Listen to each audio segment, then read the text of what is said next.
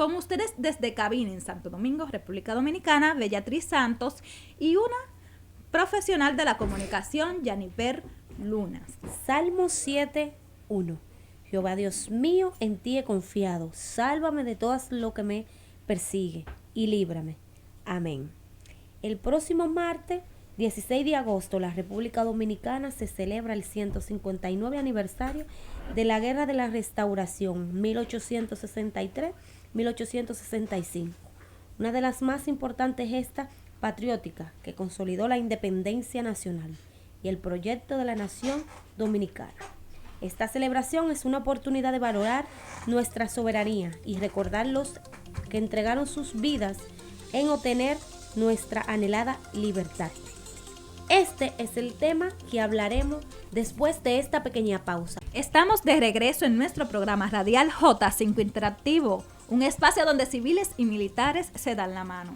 Hoy tenemos como invitado especial nuevamente al director de Historia Militar del Ministerio de Defensa, Coronel Sócrates Suazo Ruiz, del Ejército de República Dominicana, abordándonos sobre el tema Guerra de Restauración.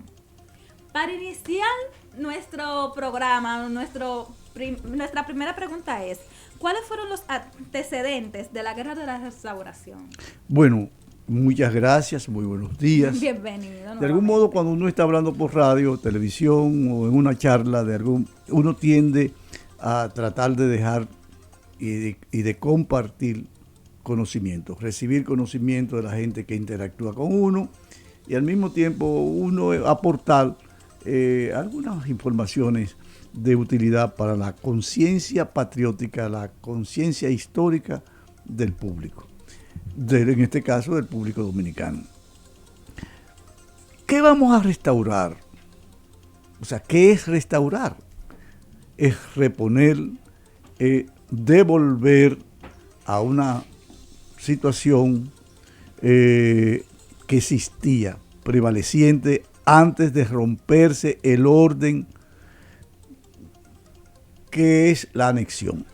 De modo que la Guerra de Restauración tiene como antecedente, tiene dos señeros acontecimientos, que es la existencia de la independencia nacional, que se proclama el 27 de febrero de 1844 y que generó la Guerra Dominico-Haitiana.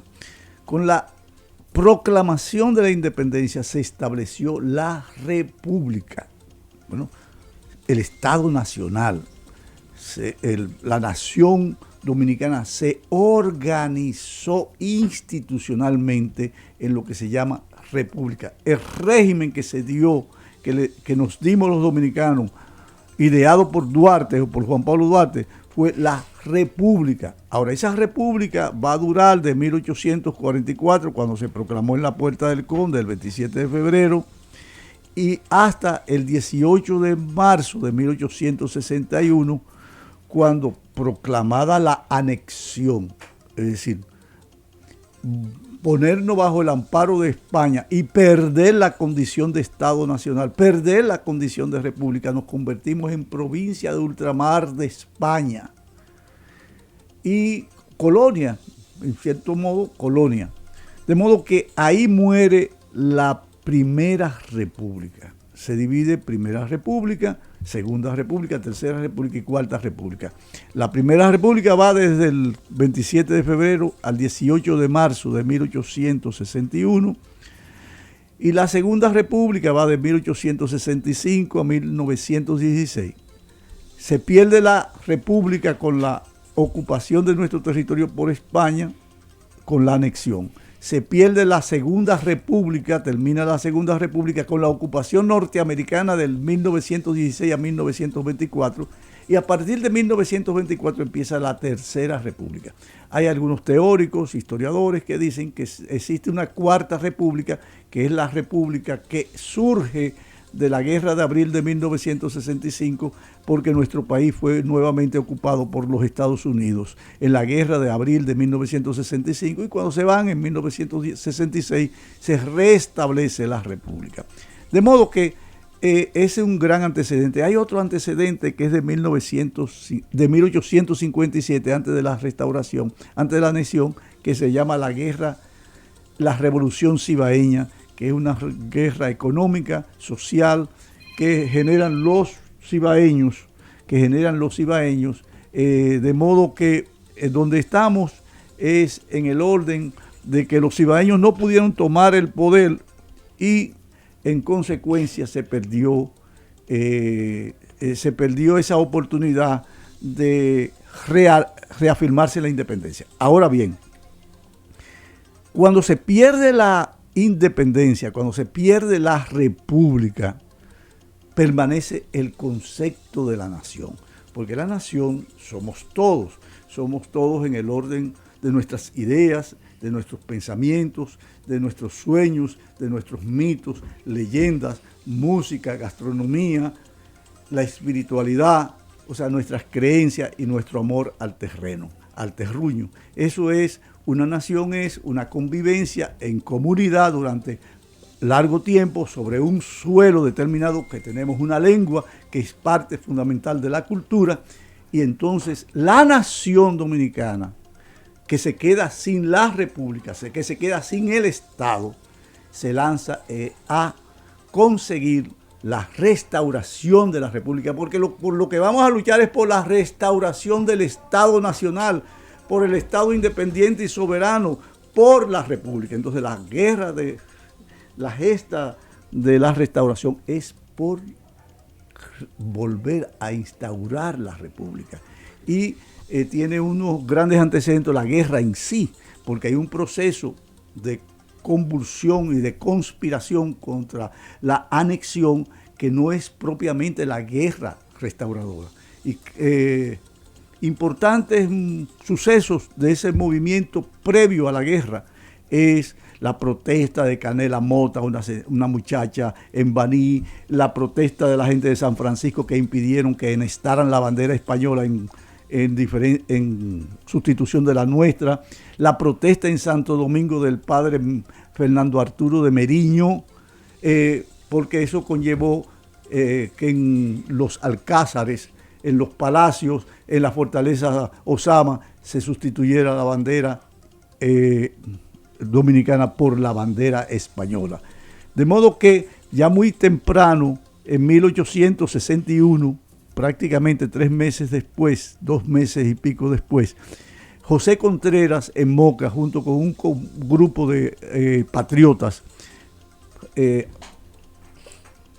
protestan con las armas en las manos la entrada en vigencia de la autoridad española en Moca. Pero vamos a tener otros acontecimientos.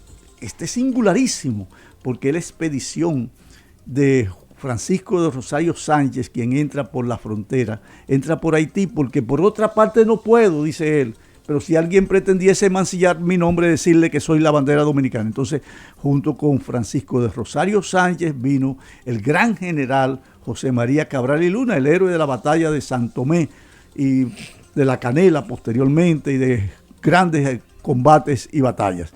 Y vamos a tener entonces esa expedición fracasada.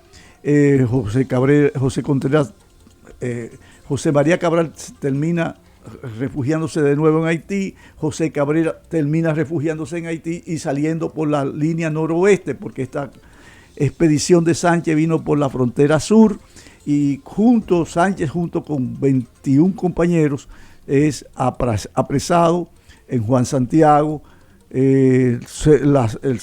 entró por Hondo Valle y fusilado en San Juan de la Maguana. Esos son los antecedentes de la guerra en sí, la protesta incluso de gente como el poeta Eugenio Perdomo en Santiago, junto con otros compañeros, que es fusilado en 1862. Y este poeta, este patriota, dice, cuando le ofrecen animales para burros o mulos para llevarlo al paredón, él dijo, los dominicanos cuando vamos a la gloria, vamos a pie. O sea, esa es la templanza de los dominicanos de entonces. Caminando el proceso, la anexión iba a fracasar. Y fue fracasando porque la anexión vino a cambiar las costumbres, vino a cambiar las relaciones sociales y la importancia de los dominicanos en el ejercicio del gobierno, del Estado, de los empleos, de los curas criollos mulatos fueron remitidos a zonas rurales y a pueblos sin importancia, y eso fue ocupado por el clero español, los mejores empleos también para los españoles que llegaron de Cuba, las Fuerzas Armadas, se disolvió el ejército dominicano y las nuevas Fuerzas Armadas se hizo, cayó en manos, los mandos fundamentales cayeron en manos de los españoles. No trajo el progreso prometido, insistieron en los matrimonios por obligación, cuando ya aquí había una gran cultura de vivir amancebado o en concubinato, y todos esos conflictos culturales, conflictos económicos, conflictos sociales, exclusión por racismo, va a generar un gran disgusto que va a coger cuerpo y va a abarcar todo el territorio, toda la gente que está en el territorio. Pero la revolución restauradora es fundamentalmente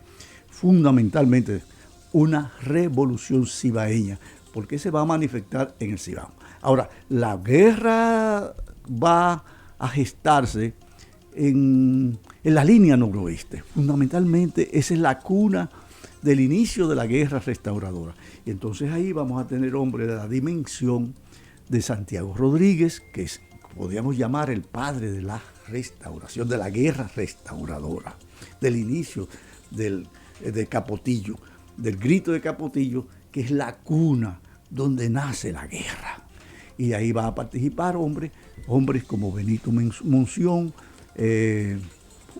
Juan Polanco, José Cabrera, Pimentel, Pedro Antonio Pimentel, Lucas Evangelista, Norberto Torres y hombres de toda de la línea noroeste, con el apoyo en armas y en recursos de Haití, porque los haitianos veían la ocupación de la parte del territorio dominicano por una potencia extranjera como un peligro para su existencia como nación independiente, y en consecuencia apoyaron.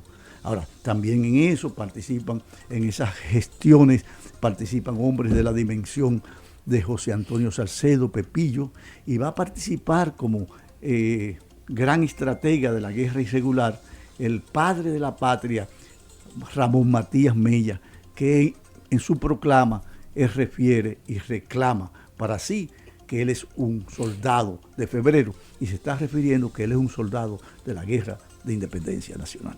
Comandante, en el mismo ámbito, ¿cómo surgen los dominicanos de aquel entonces los ideales de la restauración de la independencia? Bueno, de algún modo teníamos una experiencia de 17 años de vida independiente. Sabíamos lo que era el Estado, es decir, el Estado ejercido por los dominicanos. Pero además están los ideólogos de ese proyecto, de esa gesta, que son los mismos ideólogos de la Revolución Cibaeña de 1857. Estamos hablando de un pensamiento profundamente avanzado, intelectuales como Benigno Filomeno de Rojas, Pedro Francisco Bonó, Ulises Francisco Espaillá, De Gen y otros grandes pensadores. Ahora ellos son los herederos del pensamiento de los trinitarios, ellos son los herederos del pensamiento de Juan Pablo Duarte, ellos son los herederos de lo que es el concepto de la república, donde la autodeterminación de los dominicanos, la soberanía de los dominicanos a ejercer el poder y el beneficio que se deriva del Estado para todos los dominicanos fue conculcado. Entonces ellos se lanzan, son impulsados a la independencia, a la soberanía, a la autodeterminación y la democracia, chocando incluso con ideas del orden de la esclavitud que todavía existía en Cuba y que trajeron los españoles, que tampoco fue que lo intentaron en las estipulaciones con que se establece la anexión, excluyen, o sea, rechazan que se restaure la esclavitud sobre los negros en este caso, porque la nación dominicana, cuando los españoles llegan aquí, se dan cuenta que esta es una nación con una gran democracia étnica, es decir, compuesta durante cerca de 350 años compuesta fundamentalmente por negros, mulatos y algunos blancos. Esa es la carta de colores que encuentran los españoles, es la carta de colores que sigue siendo en la cotidianidad y que cuando uno sale a la calle la ve en todas las partes. Muchas gracias por nutrirnos sobre la guerra restauradora. Vamos a una pausa y cuando regresemos seguimos con el comandante hablando sobre el 159 aniversario de la Guerra de la Restauración. Continuamos en nuestro programa J5 Interactivo con el director de Historia Militar, Coronel Sócrates Suazo Riz, Ejército de República Dominicana. Continuamos abordando el tema Guerra Restauradora. Comandante, una pregunta.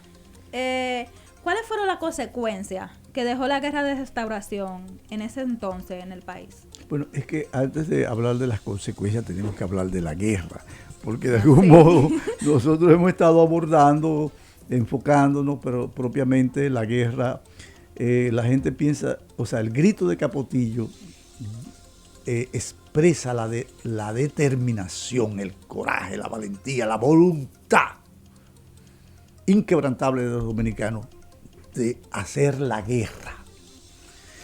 Esa guerra es que la idea es Capotillo, Lome Cabrera, Dajabón, Sabaneta, lo que es Santiago Rodríguez, es la frontera, donde nos habíamos estado reuniendo desde 1861, en reuniones que participó Mella, participaron otra gente. Entonces, cuando estalla la guerra, se proclama esa mañana gloriosa en que llegan al Cerro de Capotillo, y viva la República Dominicana, viva las libertades nacionales. Entonces, ahí se sube la bandera y no hay un tiro. O sea, lo que ellos empiezan a desplazarse y se van a encontrar en el camino con el general español Buceta, que es el gobernador de Santiago, y persiguen a Buceta. Es decir, empiezan a reventar a todos los españoles que están en la línea noroeste, hasta que lo acorralan en Guayubín, y el 18 se va a producir el gran combate de Guayubín, donde ese cuartel que tenían los españoles ahí es asaltado y quemado. Una mortandad tremenda entre las tropas españolas. Pero ya hay lo que se llama una guerra de movimientos, una guerra de guerrilla y movimientos. Se intersecta una columna que va desde Santiago a rescatar a Buceta, encabezada por Hungría, la apátrida Hungría, general Hungría, y entonces se empieza a pelear en la línea noroeste, a desalojar a los españoles, a tal punto que ya el 31, el grito es el 16 de agosto, el 31 de agosto ya estamos en la otra banda de Santiago, en Guravito, en La Herradura, en Hato del Yaque. Estamos cercando los suburbios de Santiago. Y ya el día 2 de septiembre, o sea, ya el 31 se da el combate de Moca y vienen arrasando, acorralando a los españoles que empiezan a refugiarse en Santiago, que es su centro de operaciones, su gran centro de operaciones. Es Puerto Plata, por donde le llegan los recursos, el habituallamiento, le llegan hombres, le llegan armas, pero entre el trayecto de Puerto Plata a Santiago, eso es monte. Y ahí entonces, en Altamira, en Hojas Anchas, en los Llanos de Pérez, ahí empezamos a hacer retroceder a las tropas españolas que empiezan a refugiarse en Santiago. Papeles estelares de Gaspar Polanco, papeles estelares de Pichardo, papeles estelares de los patriotas, de soldados y combatientes, y su pueblo en armas. De modo que el día 2, Pepillo Salcedo asalta lo que se llama el Fuerte Santiago, que era un fuerte donde los españoles tenían en un promontorio, en una pequeña montaña, donde está el monumento a los héroes de Santiago. El monumento de Santiago, ahí había un fuerte, en la cumbre de ese cerrito, habían un fuerte de los españoles. Y es asaltado valerosamente por José Antonio Salcedo y los dominicanos que lo acompañaron, porque desde ese punto ellos podían defender la fortaleza. En términos aéreos, la fortaleza está cerca, la fortaleza San Luis está cerca. Entonces, la fortaleza quedó a tiro de metralla o de cañones. ¿Ve? Podíamos cañonar, tirarle a los españoles que estaban en la fortaleza San Luis, que era el cuartel, era la fortaleza donde estaban muchos hombres, centenares de hombres. Y ya en el transcurso de esos días, Gaspar Polanco quema la ciudad de Santiago, porque le prende fuego a los alambiques, donde se fabrica el ron. Y esos alambiques, pues, ese ron, ese alcohol, es una hoguera que quema todo lo que es Santiago. De Santiago quedó la iglesia, la catedral, los alrededores del parque, y quedó lo que hoy es la calle de México, que está en la 16 de agosto, donde se va a instalar a partir del 14, cuando ya los españoles salen para Puerto Plata, derrotados, radicalmente derrotados por el pueblo en armas, porque ahí llegaron los hombres de todas las comarcas cibaeñas.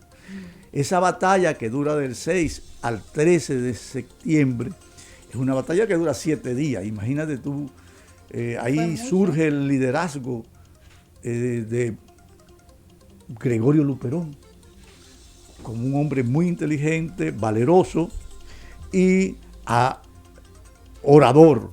Es decir, él arenga a las tropas, porque tenemos tropas de soldados y de combatientes. Y la diferencia entre una cosa y la otra es que el combatiente es alguien que toma las armas del pueblo, a un civil que toma las armas para defender a la patria.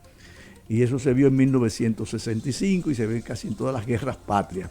De modo que el 13 salen las tropas acantonadas en la fortaleza San Luis, salen hacia Puerto Plata, en un pacto, un armisticio, para que pudieran retirarse a Puerto Plata. Y ya tomamos la capital política y militar de la guerra restauradora, que es Santiago. Y Santiago entonces se convierte el 14, encabezado por el primer presidente de ese gobierno provisorio, gobierno patriótico de Santiago, José Antonio Salcedo, el general José Antonio Salcedo, se convierte en la capital política y militar, desde donde se va a dirigir la guerra, porque es el Estado es que dirige. Nosotros como militares tenemos una estructura, una cadena de mando, que respondemos a las directrices del mando superior, que en este caso viene desde la autoridad suprema, que es nuestro presidente constitucional, luego sigue el ministro, el Estado Mayor. Entonces así es el Estado en el orden de la educación, salud pública, porque el Estado es que direcciona, es la nación organizada. Entonces la nación dominicana, a partir del 14 de septiembre, se convierte, instaura un gobierno en Santiago, y Santiago va a ser la capital de la República en armas, de la República Dominicana liberada, hasta 1865, cuando las tropas españolas abandonan nuestro territorio.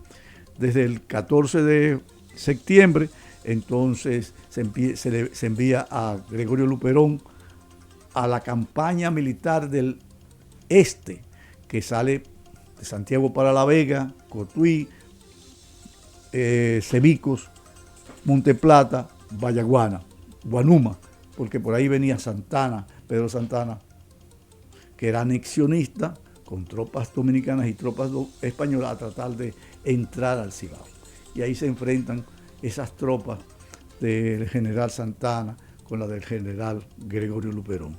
De modo, ese es el marco. En el sur está ocurriendo operaciones encabezadas por el general José María Cabral y Luna, y se da la batalla de La Canela, por allá por Galván Neiva, se va a dar el combate en el área de Baní. Y en el sur fue más anexionista que el Cibao, porque el sur, más despoblado, más pobre, más atraso en términos ideológicos de las ideas, porque el Cibao tenía el cultivo del tabaco, que era un cultivo que generaba conciencia social. Comandante, ¿cómo se desarrollaron los hechos bélicos en esa guerra? Bueno, fundamentalmente nosotros teníamos lo que se llama, ya con la designación del general Ramón Matías Mella, lo que se llama la guerra de guerrilla. El general Ramón Matías Mella, como ministro de guerra como ministro de guerra del gobierno restaurador, va a emitir lo que se denomina un memorándum, y que en la historia pasó a la historia como el manual de guerra de guerrillas. ¿Por qué? Mella instaba en ese manual o en ese memorándum, él decía que los dominicanos, frente a un ejército poderoso como era un ejército de un imperio, bien entrenado, disciplinado, con mejor armamento que nosotros, no podíamos darle batallas de frente, no podíamos enfrentarlo en combates frontales, porque ahí ellos llevarían la ventaja. Pero nosotros teníamos el conocimiento del terreno. Entonces, él emite ese memorándum que dice cómo hacerle la guerra a los españoles. Entre otras cosas, Mella decía, intercéptenle los correos, las valijas de correo, porque vamos a saber qué está planeando el enemigo. No lo enfrenten en grupos, sino uno o dos hombres le disparan desde los montes. Impídanle llegar a las fuentes de agua. Impídanle llegar a las fuentes de comida. Impídanle dormir. Que solo sean dueños del terreno que pisa. Esa es la genialidad de Ramón Matías Mella como estratega y ministro de guerra del gobierno restaurador. Y eso dio un resultado extraordinario, porque el hombre que no come, el hombre que no duerme, el hombre que no sabe de dónde le van a disparar, que no conoce cómo sobrevivir asando una batata, o dónde hay un racimo de guineo maduro, o cómo se cocina la yuca, cómo se saca la yuca. De modo que con el apoyo de las mujeres que apoyaban a sus maridos, ¿verdad?, que se quedaron en los conucos ordeñando la vaca o criando la familia, cuidando el conuco, esa guerra se llama una guerra de liberación nacional, porque tiene la participación, la voluntad, el coraje de la autodeterminación y reconquistar las libertades nacionales. Esa es la característica fundamental de la guerra.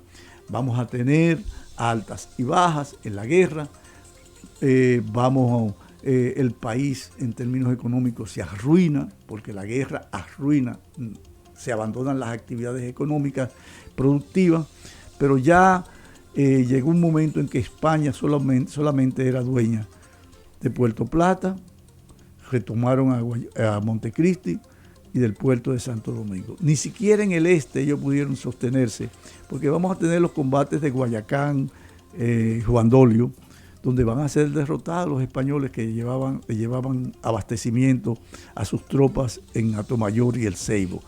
Lo derrotamos en Guanuma, Monteplata, Sillón de la Viuda, Arroyo Bermejo, o sea, por ahí por la zona de Monteplata.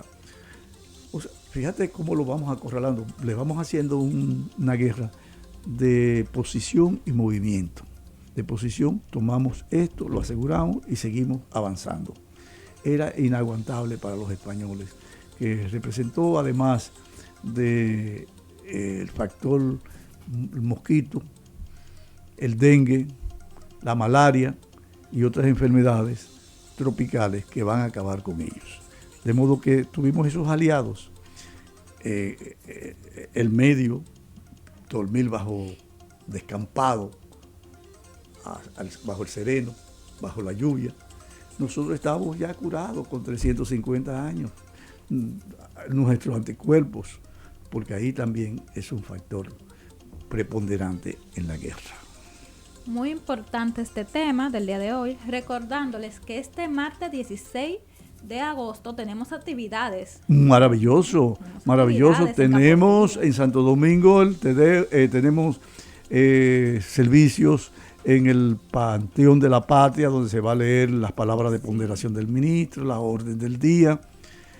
y se le va a rendir homenaje a los grandes próceres que están en el Panteón de la Patria, que son los principales.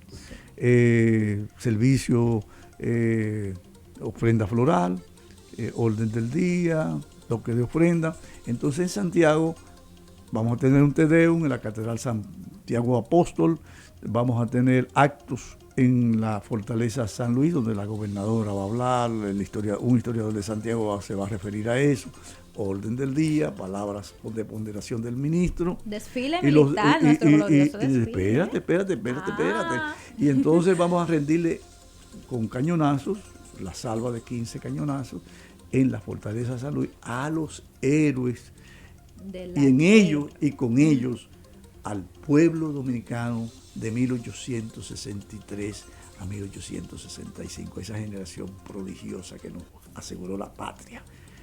Lo grande y vamos a decir, lo trascendente, lo protagónico de las celebraciones, entonces estaremos en el monumento de Capotillo, donde se le dará una salva de 15 cañonazos a los héroes. Se dirán los discursos y a las 11 de la mañana el señor presidente de la República, autoridad suprema de las Fuerzas Armadas y la Policía Nacional, don Luis Abinader Corona, llegará a las 11 de la mañana. Recibirá los honores correspondientes a su alta investidura, procederá a una ofrenda floral en el monumento y ahí entonces va a tener lo que se llama una visita guiada por todo el monumento, explicándole la simbología del monumento. De ahí el señor presidente se trasladará y todo el funcionariado, gente de la zona, de la sociedad cultural, educativa, científica, administrativa, estatal, privada,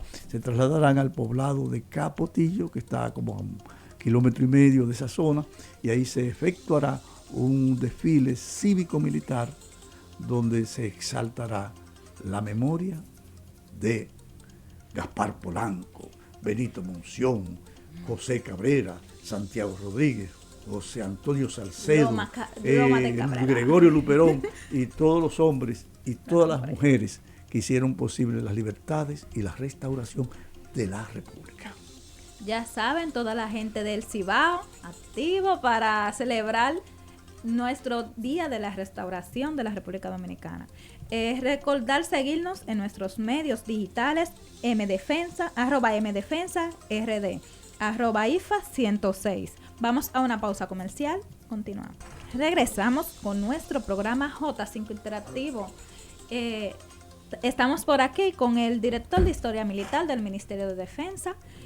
Nuevamente vamos a seguir con el tema de la Guerra de la Restauración.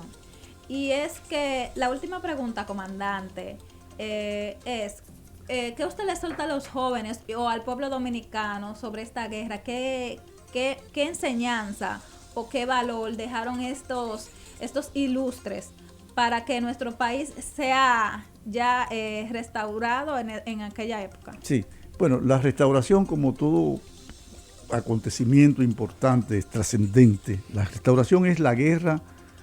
Fue una guerra de liberación nacional que implica el involucramiento de todos los sectores, de todas las categorías históricas, categoría social, la identidad, la idiosincrasia, la forma de ser de nosotros. O sea, ahí se expresa, se materializa, se potencializa y alcanza unas raíces extraordinarias. De modo que la restauración no existe el pasado. O sea, nosotros somos el resultado de esos procesos, de la independencia, e incluso desde antes. Nosotros llegamos a ser lo que somos y la restauración nos da un gran empuje y manifiesta la gran vocación por la libertad de los dominicanos y de las dominicanas, para hablar en ese amplio sentido. Pero con la restauración se corta, se reafirma y al mismo tiempo se corta el cordón umbilical de ese sentido de dependencia. Nos da fe en nosotros, como dice Duarte. Duarte es el gran ideólogo de todo el proceso histórico dominicano. Y entonces la restauración, después de la restauración, que derrotamos a un imperio, Nosotros habíamos derrotado como pueblo perteneciente a España, a los ingleses, a los franceses. Derrotamos durante 12 años de guerra a los haitianos. Y ahora, caramba, este pueblo, primer pueblo iberoamericano del Nuevo Mundo, va a derrotar al Imperio Español.